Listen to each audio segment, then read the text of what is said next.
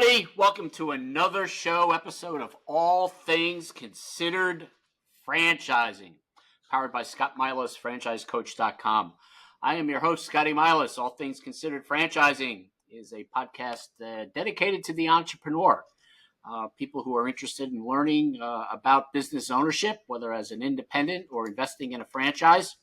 And of course, Scott Milas, franchisecoach.com provides a free service to clients who are interested in building a business model and getting introduced to potential brands that could be a fit. We help lead you through the exercise of researching and exploring and making eventually a validated decision and not a emotional decision. I have a unique guest with me today, and we were just chatting before we hit the record button. And I can't believe how long we've known each other, but let's just say that we first met when we were both in the early stages of the burger wars. I wanted to welcome Michael Mabry with us today. Michael is, I guess, president, chief bottle washer, chief everything with One Life Brands. Michael, welcome. Right on. Thank you. Yeah, it's been about 15 years, and we had a friendly competition back in the day. That's for sure. Yeah, and Mikey, you bring up an interesting point because that's what the uniqueness about this industry is that as much as we all seem to think that it's competitive, there's actually a lot of room and opportunities for a lot of people, both on the franchisor side and the franchisee side. I think that's what makes it unique. Yeah, I agree. Even all those years that we were competitors, there was I know we shared best practices. We talked about what was working, what wasn't working for each of our individual brands. We talked about our food. We talked about how we were sourcing our food. We talked about people. I mean, that is one of the beauties of franchising. While we're all out trying to make our way and make a business, at the end of the day, we're all one team. And the whole idea is if you've got strong competitors and strong other franchisors that build strong franchisees, those franchisees one day could end up in your boat, just like they were in someone else's. So the idea of staying friendly, sharing best practices, and really just business is built on relationships and having true relationships with people. Absolutely. Right. Well, it's interesting because you got your initial start into franchising, and if I got this wrong, correct me, but it's because you knew somebody who knew somebody that was starting a friend of yours was starting a burger concept and wanted to franchise it. You started to get into it. You started on, much like I did, on that ground level operations, got into development, got into the management side, got into leadership roles. And you've seen a real transformation of the industry, franchising. Back in the heyday when we first started in this, you had the three of us or the two of us and, the 800-pound gorilla, five guys in the industry. And, it just blossomed from there. But what is your take on the franchising industry now before we take a deeper dive into One Life Brands? But where do you see the franchise industry, its mark on entrepreneurship? And again, this isn't to take away anything from people who are independents, but franchising does offer a lot. I mean, I'm not going to, but what's your take on the industry right now? Yeah, it's a great question. And, it's matured in the business acumen, in the people, in the type of people that is attracted over the last 15 years has nothing but strengthened franchising. The idea of back in the day, hey, let's just go, let's start this franchise and build this brand out. I think we were relatively successful doing that, but the competition has gotten so much better. People are educated so much more. People now are focusing solely on building these larger franchise type organizations, whether franchisee side or the franchisor side, Right. and it's upped everyone's game. So if you haven't upped your game, and that's with education, that's with people, that's with systems, that's with culture, that's with operations, that's with financial flow through. There's strategic partnerships all through the industry, whether that's banking, whether that's real estate, whether that's procurement. That it is really full bloomed into this powerhouse that is attracting what I consider some of the best people out there. And when I say franchise, that's restaurant brands, retail brands, service Right. brands. It's all brands, because the idea, if you've got a proven business model, and the idea that someone can come along and partner and be a franchisee. And I was just having this conversation with one of our brand presidents, and they were talking about some of the franchisees and some of the people that we have in our lead pipeline. And I challenged them to look at it a little bit differently, look, whenever you have a corporation, in it's all corporate operated, whether it's restaurants or whatnot.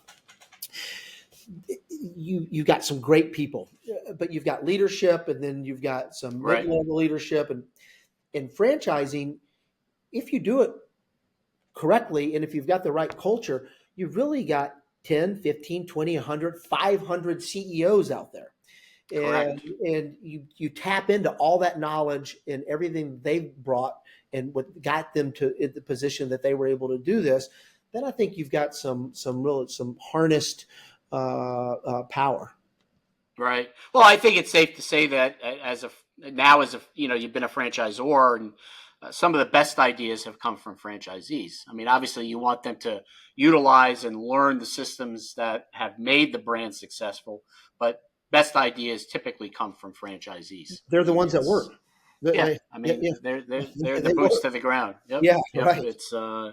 It's interesting.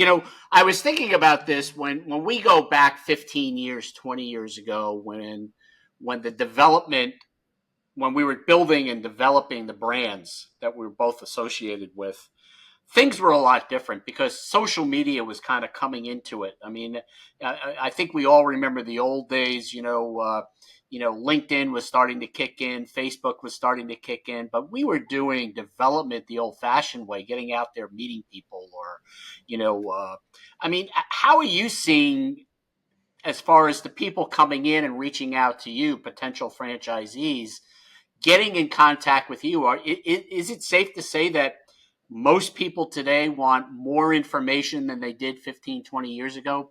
100%. And you've got to be able to have that information out there in whatever medium that they want it in.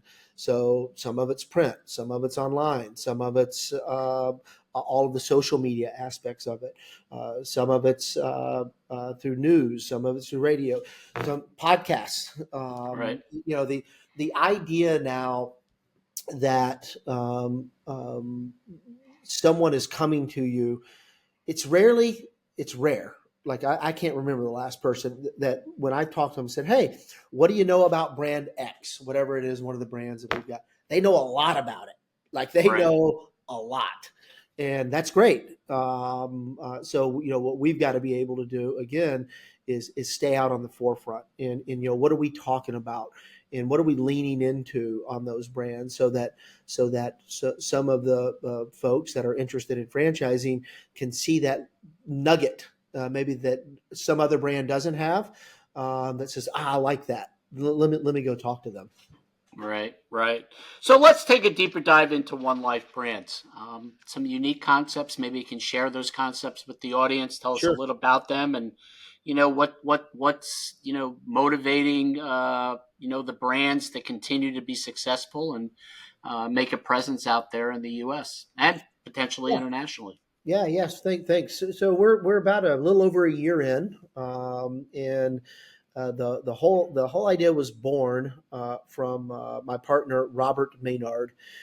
He is the one of the co-founders of Famous Toastery, and he and I have known each other about 10 years or so, just through the industry. and we'd always talked about doing something together. And timing wasn't right for me or wasn't right for him. But a couple of years ago, the timing was right. So for the first year that I joined forces with him, I ran the Famous Toastery brand for him. But really, from day one, he started to whisper in my ear about this idea, this dream that he had, which is to create a larger entity and go attract either some upstart type franchises or some franchises that had a lot of potential, Right. at least that we saw. So we made our first acquisition just over a year ago, which was Flower Power Cooking Studio. And 3 weeks later, we had our second acquisition, Big Burger Spot. Interesting. And then in December, so about 3 months later, our third acquisition of Cartridge World. So, and we also have a strategic relationship with a company called Vavia. So Flower Power Cooking Studios is just that. It's a cooking studios franchise, and it was founder led for years. And she did a great job with it. But we felt that, hey, this thing's got a lot of legs with it. So that's why we approach that. The segment is Virgin. There are some great competitors out there, but there's no one really leading that segment. Then we've also got Big Burger Spot that I mentioned, which is a 3-unit burger chain based out of Greensboro. We're not quite franchising that yet, but that's the plan. Okay. Yep. And then on the Cartridge World side, it's us, and there's another investment group that's in with us, but we're the managing members of the board. So the way the company works is we've got One Life Brands, and I sit at that level.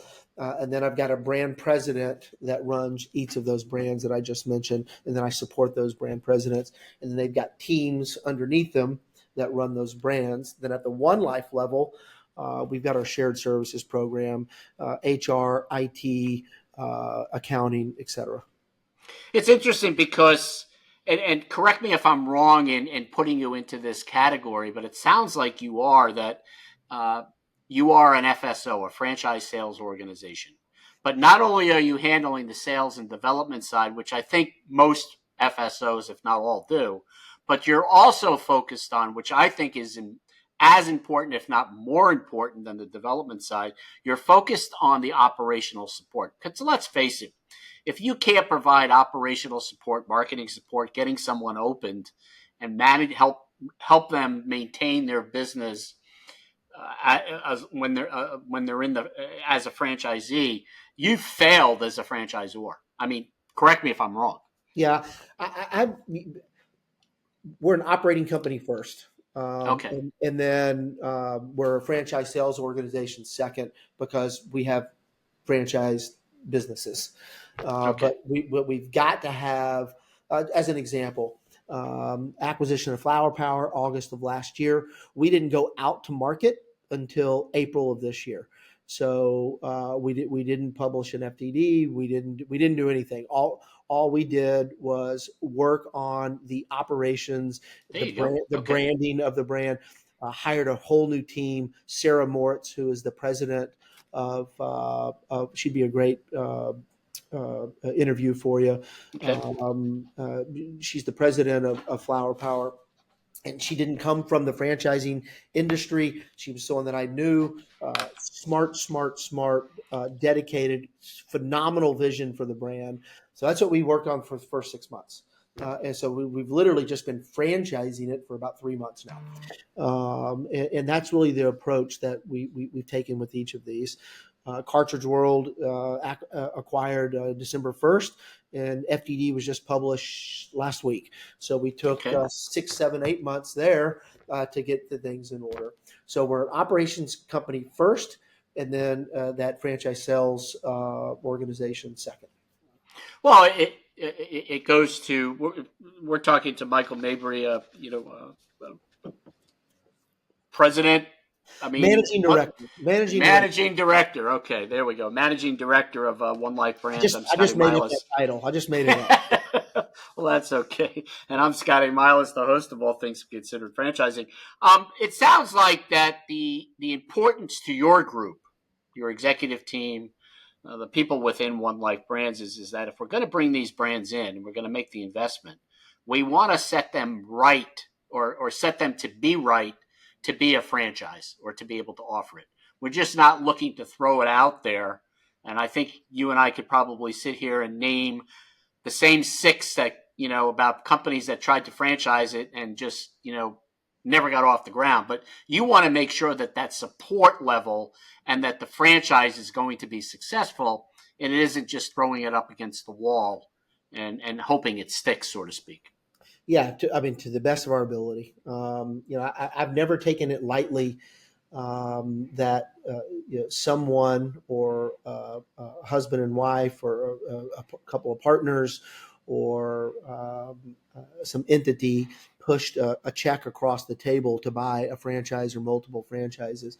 And that's real money. It comes out of a real bank account when they do that. So we've got, in my opinion, a moral obligation to ensure that every decision that we make is for the betterment of that franchisee. Doesn't mean we're right all the time. Sometimes we're not right. Right. But it comes from a place of, is this best for the franchisee? And we've got to find people that believe in that, and our entire leadership team does. And that's really our focus on a daily basis. What decisions are we making?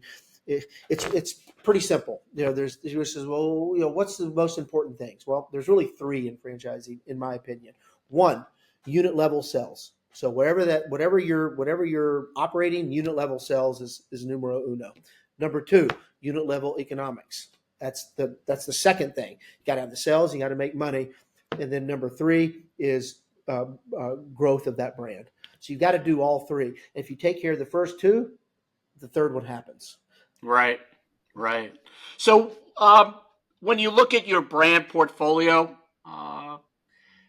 and looking at brands to possibly bring in, any insight to what you're seeing as sectors, categories that are grabbing attention? Because, when we look over the last 3 years coming out, with COVID out of the pandemic, home services, just kind of flew off the shelf.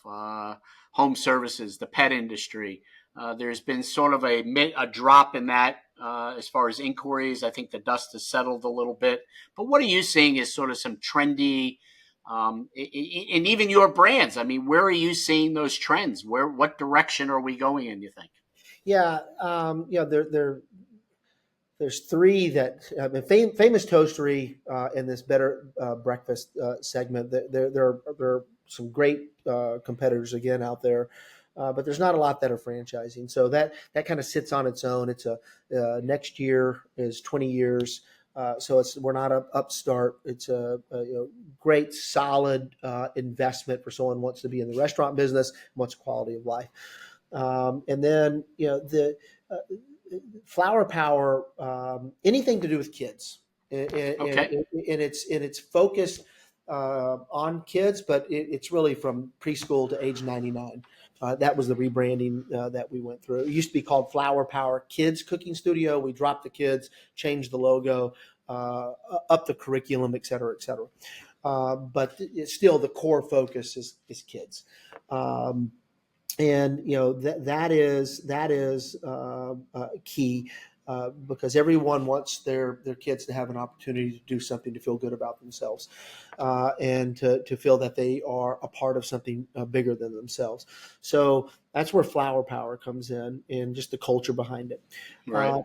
Cartridge World is a I think 30-year-old brand. At one time, it was over 500 million in global sales, and then over the years, it's been bought and sold a few times, and now we're responsible for the United States. But there's nothing sexy about it. Right. But I bet you've got I think I see a printer right behind you. Everyone, everyone's got a printer or two or three. Right.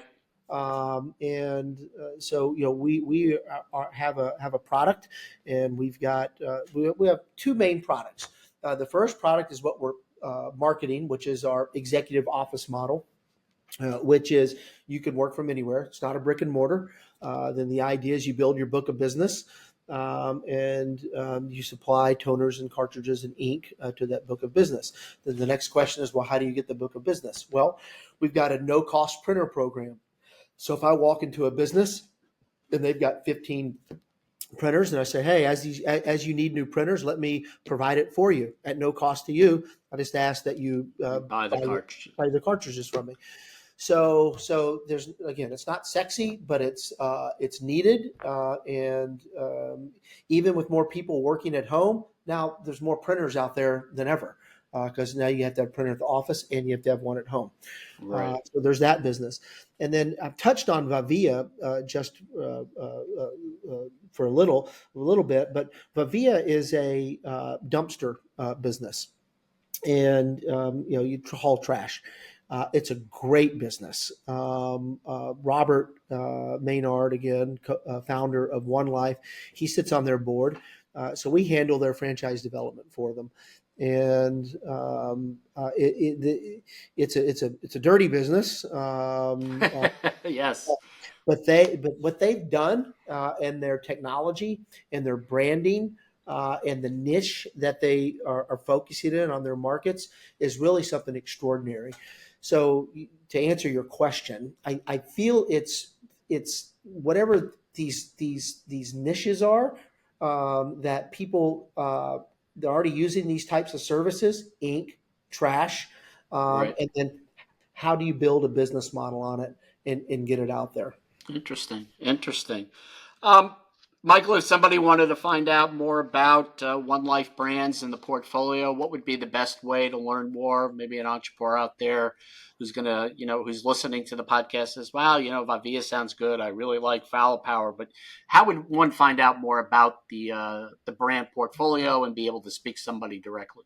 Yeah, thank you. Go to onelifebrands.com, and it's just an informational website, but it's got links to all of these brands that I just Okay. mentioned, and we'll take it from there.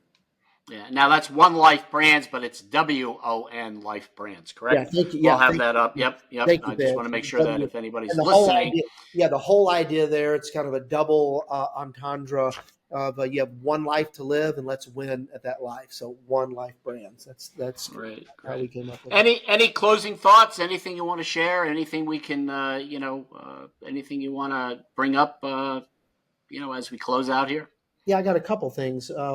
One is if you're interested in franchising, as Scott mentioned, do your due diligence, Right. and it's contractual, obligated relationship you're getting into. So make sure that you can see yourself wearing that logo for at least the next 10 years, and something you'll be proud of as you go through that.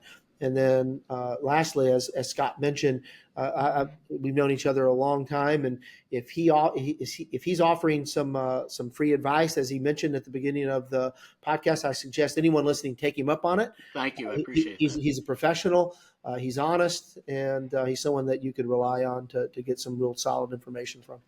Well, thank you, Michael. I appreciate that. And to the audience, I